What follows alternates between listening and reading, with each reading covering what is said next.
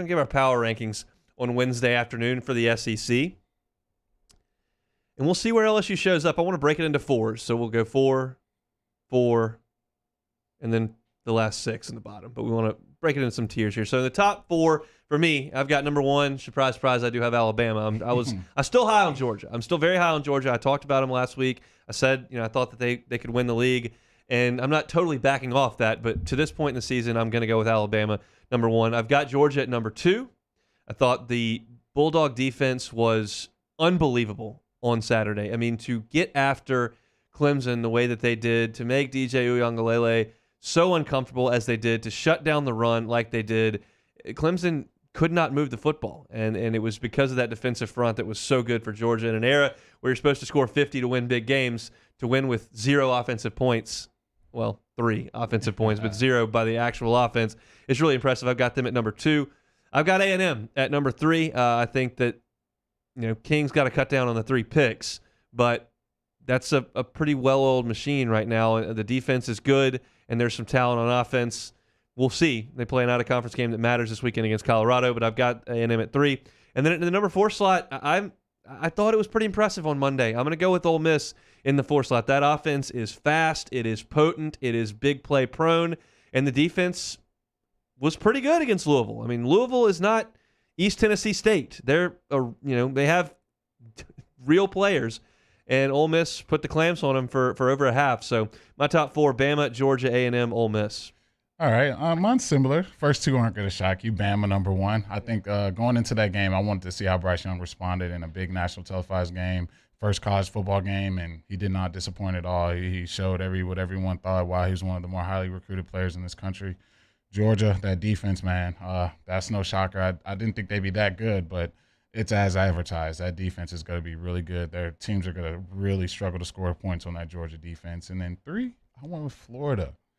Emory Jones and the crew, Dan Mullen. I think his 2-quarterback system, finding ways to get those guys, it's so challenging for defense to stop quarterback run, and Dan Mullen has got to jar it up with the best. And number 4, I went with the offensive fireworks and the Ole Miss Rebels.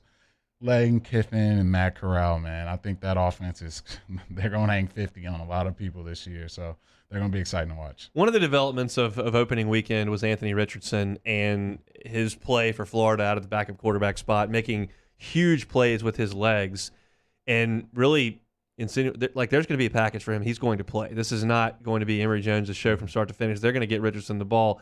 That's not something that we had talked about at all entering the season, and it showed up. So that's definitely a feather in their cap. And we talked about Ole Miss at 4. So I mean, both of us have Ole Miss at 4th in the conference. I don't think many people had that as of a week and a half ago. So the next 4 for me, this is a little bit controversial, but I was kind of impressed. Kentucky, I've got at number 5. They've been able to throw it for about 18 yards a game over the last couple of years. They're snapping it to running backs and trying to pound full steam, just awful in the pass game. And then Levis comes out there and throws for almost 400. So look, that's a culture change for them. They show the ability they had not showed, and the defense is pretty good. I'm not telling you they're going to win the East, but I've got them right there at number 5. I've got Florida at 6. I still think Emory Jones is okay. He's going to be an okay player that Dan Mullen will put in easy situations. The defense has got to prove it against some real people. I mean, I'm not going to give you a pass for what I saw last year and then just think everything's absolved because you go out there and beat Florida Atlantic. But I think that they've got the ability to be good. I've got them at 6. Bo Nix, 20-22 at Auburn. You know they're going to run the rock because they got the best running back in the league. But that's a salty stat line from him and a far better performance than I had from that squad entering the season. Everyone knows I was low on them, thought they might not make a bowl game. I may have to change that tune a little bit after week 1, but we'll see. Yeah. Still a lot of football to play. And then I've got LSU at 8. I don't think that's unreasonable. There is an outside chance, an outside chance that UCLA is going to win the Pac-12 South and be in the Pac-12 championship game and be a top 10 team in the country.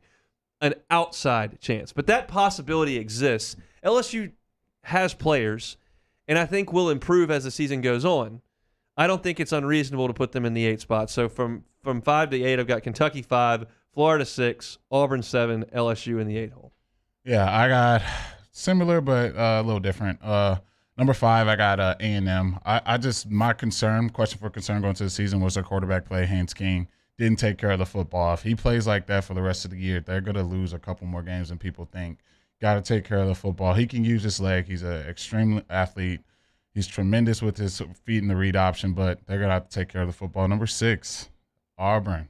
I didn't think they would be as bad as you thought. I thought they'd be competitive, and that's what they showed to start the year. Obviously, it's against ULM, but they did the things that they're going to do all season to me. They're going to run the crap out of the ball, and they're going to let Bo Nix really try to sit back there in the pocket and run that play action stuff. So they're going to be tough to beat if they're getting that run game going. And 7, I got UK, man. I never thought in the world I would put the Kentucky Wildcats in football ahead of LSU in a power rankings poll, but here I am doing it on a Wednesday afternoon. But, yeah, I like what I saw from Kentucky.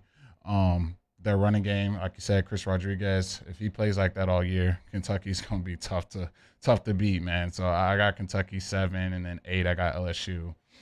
Not where I thought they'd be at this point, but it's where we are, man. We got a lot of stuff we can get fixed, but ton of talent on this roster still, so we'll see what happens. I always say that you'll hear me say this after the first weekend of the baseball season because people start pulling stats and stuff like that. One game in a football season, one weekend in a baseball season, it doesn't prove what you can't do, but it can prove what you can do. I'm able to do this. It doesn't mean I'm going to do it every time, but I can do this. Mm-hmm. If you get a pitcher in baseball that goes out there and throws a pitch 98 miles an hour, he can throw a pitch 98 miles an hour. If he goes out there and gets rocked and gives up 6 runs in an inning, it doesn't mean he can't get anybody out. He may just had a bad day, but it proves what you can do. Kentucky proved they can spread the field and throw it for 350 on a mediocre team. They had not been able to do that for years. So I think that's an encouraging thing if I'm Kentucky. So you had them there at 7. And I had them up there at 5. All right, so the back half after LSU, the back half of the conference. Number 9, I've got Missouri. I still buy a little bit of Connor Bazelak. Not a great performance for them against Central Michigan over the weekend, but I think I like Drinkwitz. I like Bazelak. I've said many times I believe I'm jaded from what I watched last year when they beat LSU and didn't really do anything the rest of the way, but I'm going to put them at 9. I've got Tennessee at 10. The tempo I liked. I thought they did a really good job of changing their culture, changing the way they're going to operate, and going as fast as they possibly could. There was no appreciable difference in the Butch Jones era, in the Derek Dooley era, in the Jeremy Pruitt era. It all looked the same. It was just bad, and it was average. And so this was a change. We're going to go fast, and I thought the identity looked good. I've got them at 10. I've got Mississippi State at 11, got out alive, barely. I do think they've got a pretty good quarterback, and I think that they've got more talent on defense than some of the teams that I'm about to come up with in the back half. So I've got them at 11. We'll see what Arkansas's got this week against Texas. I've got them at 12. I think they've got a bad quarterback, and I don't think they have very good personnel around him. I think that they were competitive last year. They fought hard, and I think they'll still play hard. But I just don't love the roster. So I've got them at 12. South Carolina, I've got at 13.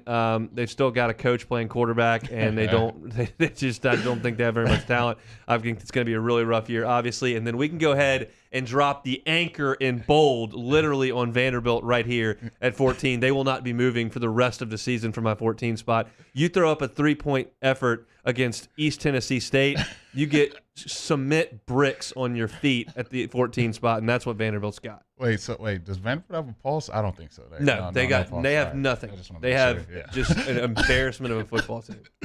All right, so we're starting at 10. Man, it's funny. Our last 5 are actually the same, man. I mean, it's bad on bad on bad, so it's not much better you can get. But, yeah, I got the same. I got 9 Mizzou. I like what Bazelak did. He has the experience. He didn't finish the season last year like he wanted, but got off to a good start this year. Tennessee, that tempo maybe not be able to get Bama, but it's going to get a lot of these other teams that really aren't used to having that depth and having that roster. So I like what I see from Tennessee. Mississippi State, no shocker, the Leach era, air raid, getting slowed down by La Tech. That's no shocker to me. So they're going to stay low on this list. And then last 3, should we even mention Arkansas, South Carolina, and Vandy? Yeah, it's just not even worth mentioning. It's not. I mean, I think there's a ton of room between 3 and 10. 3 and 11. I think Mississippi State has the ability to compete with Missouri and Tennessee. I think that's reasonable. I think Arkansas, South Carolina, and Vandy, to me, are the bottom. And I don't think anybody's really knocking on Bama or Georgia's door at this very moment. But I think between 3 and 11, there's a ton of room for movement. And some teams are going to step up in class, and some teams are going to step back as the next 3 weeks. And then obviously we get into the meat of conference play, and the men and the boys kind of separate themselves. But it's disappointing to show up here and then both of us having to throw the Tigers in there at the 8 spot. That's not a very comforting feeling. Yeah, not very at all. And like you said, that when you really look through 3 to about 10 or 11, it's a lot of high-powered offenses. It's going to be a lot of points scored between those teams. I'm not looking at a lot of defenses between 3 and 11, so it's going to be some shootouts, and I'm looking forward to seeing them. It's just the nature of football now. That's the way that the game's been ruled, and that's the way that the game's been played. It's just to spread the field, and that's why I was just stunned when I looked up. Obviously, we're in the throes of LSU UCLA trying to win a ball game, and I look up and it's 3-3. Like, geez, with Clemson and Georgia. I mean, I just that, and those are two teams that you figure could do it because they recruit so well and they play such good defense. But man, live, that is just some unbelievable defense, and it just doesn't exist very often.